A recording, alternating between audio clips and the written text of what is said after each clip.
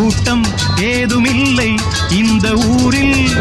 கள்ளம் கபடம் வஞ்சகமின்றி கண்ணியமாக ஒற்றுமை உணர்வுடன் வாழும் போல பிள்ளைகள், தேனிலாடும் முல்லைகள், துள்ளி துள்ளி மான்கள் போல ஆடும் உற்சாகம்.